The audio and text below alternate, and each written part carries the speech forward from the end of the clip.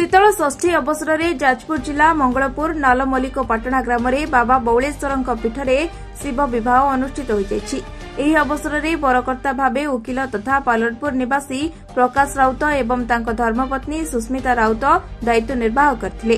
प्रकाश राउत सरकारी वकील मु बर पक्षर अच्छी बर पक्षर पिता बाबा बौलेश्वर आशीर्वाद आज समस्त एकजुट होती समस्त कर्मकर्ता एवं आम बरयात्री जो सामिल होती समस्त को स्वागत करुच्ची साधुवाद जनाऊँ। श्री राउत मंगलपुर स्थित बासभवन में बर पक्षर बिंझारपुर बीजेपी विधायिका प्रार्थी बबिता मल्लिक समेत शताधिक श्रद्धालु पटुआर नहीं मंदिर निकट में पहुंची।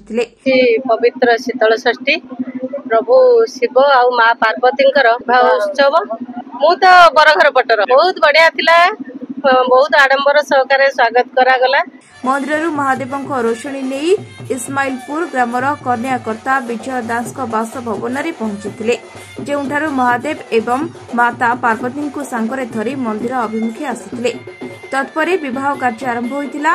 हजार हजार श्रद्धालुओं समेत बीजेपी नेता गौतम राय एही अवसर में उपस्थित रही बाबा बौलेश्वर एवं माता पार्वती सानिध्य लाभ करथिले।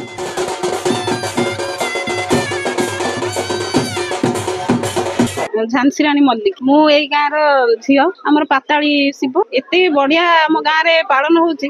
आम गाँव रो माहौल पूरा बदली जाइची आउ समस्ते एकत्र हेकी सब आनंद सहित शिव विवाह करछंती।